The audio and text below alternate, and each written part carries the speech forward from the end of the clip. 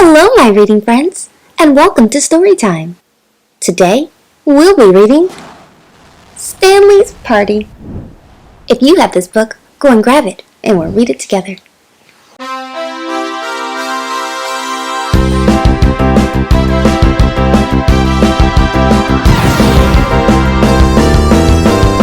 Reading Rocket.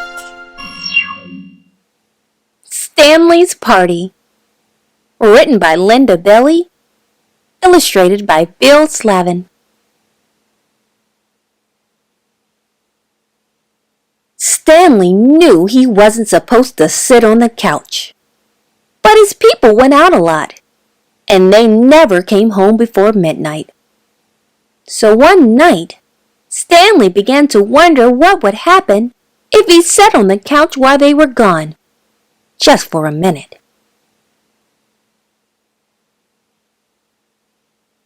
He put one paw on the couch and waited. Nothing happened. He put a second paw up. Slowly, Stanley dragged his whole huge body onto the couch. He sat there, nervously, listening. He waited for someone to yell, "Stanley, off the couch!" But no one said a thing. So Stanley lay down. The couch was more comfortable than he'd ever dreamed. Stanley stretched out his legs. He put his paws up on the cushions. He sprawled and squirmed and sniffed the leather trim. The couch was wonderful.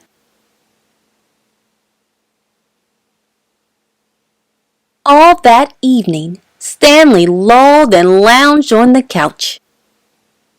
Just before midnight, he remembered his people. He straightened the cushions, brushed away dog hair, and hopped off the couch. When his people came home, he was waiting at the door. "Good dog, Stanley," they said.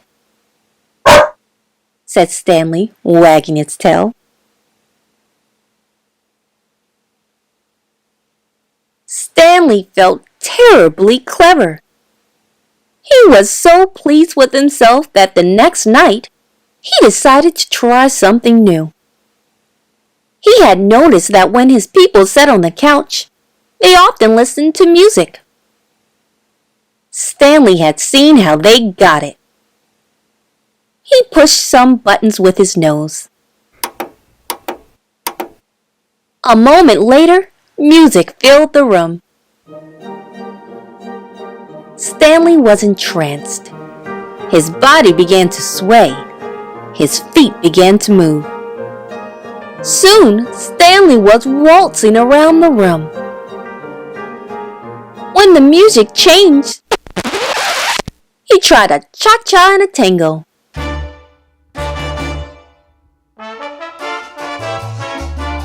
He even did a bit of ballet. Stanley danced up a storm that night. He didn't stop until just before midnight. Then he turned off the music and tidied the couch. When his people came home, he was sitting on the living room floor. "Good dog, Stanley," they said. Said Stanley. On the third night, Stanley got into the fridge. It wasn't hard.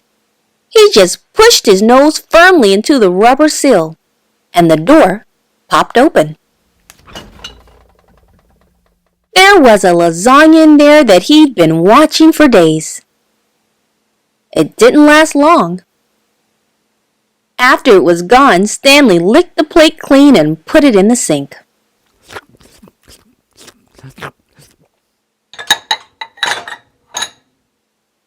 When his people came home, he was lying on his dog bed. "Good dog, Stanley," they said. Said Stanley.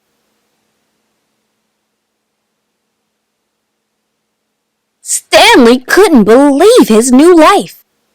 Now he didn't mind at all when his people went out.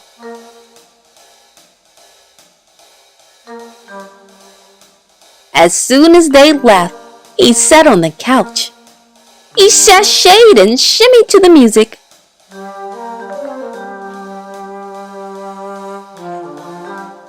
He nibbled and noshed from the fridge. I'm having so much fun, thought Stanley. But after a couple of weeks, he realized that something was still missing.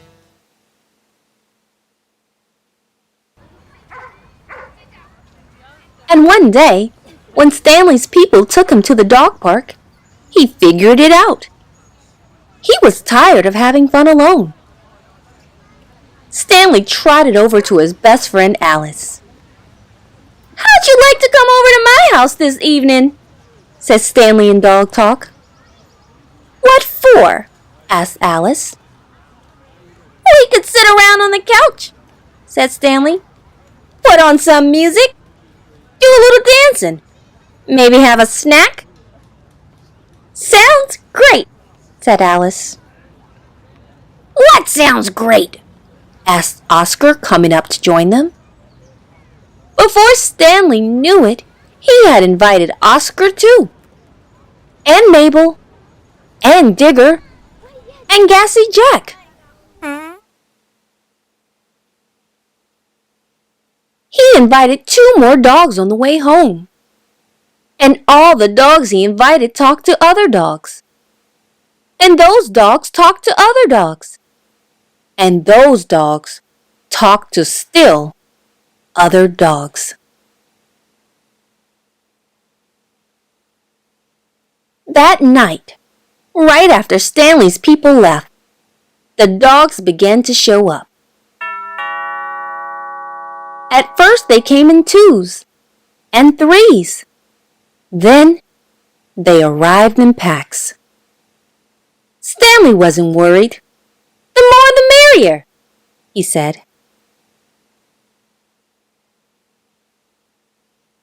It wasn't long before the house was jammed with every kind of dog you can imagine. Shaggy dogs, bald dogs, dogs with wrinkles, dogs with fleas, humongous dogs, weensy dogs, dogs with floppy ears. They filled the rooms, they packed the stairs, they flowed out onto the porch and lawn. Drooling dogs, dainty dogs, dogs that needed a bath. Anyone hungry? Asked Stanley, popping the fridge door open. Dogs poured into the kitchen. Help yourselves, said Stanley. Soon the fridge was bare. Anyone care for some music? Asked Stanley. He put on some rock and roll. The dogs went wild. They stomped. They boogied. They bebopped and jived. They twisted and jitterbugged and mashed. They danced until their paws were sore. They danced till the whole house shook. And who do you think danced hardest of all? Stanley. It was the best doggone party a dog ever had.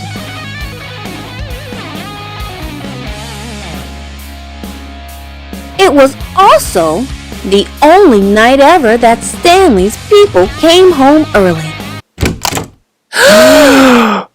At first, they didn't say anything.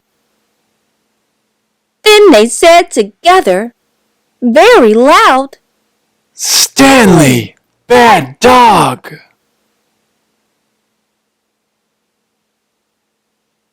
All the dogs except Stanley had to go home. Stanley helped his people clean up. It took 2 whole days. After that, whenever Stanley's people went out, they took Stanley with them. Stanley didn't mind. He went out a lot. And he never came home before midnight. As for the party, well, this all happened a long time ago. But in Stanley's neighborhood, the dogs still talk about that night. And the dogs that were there told other dogs. And those dogs told still other dogs. The story spread until dogs all over the country heard it. Then dogs all over the world. And now wherever dogs gather, from Turramurra to Timbuktu, they tell the story of Stanley's party.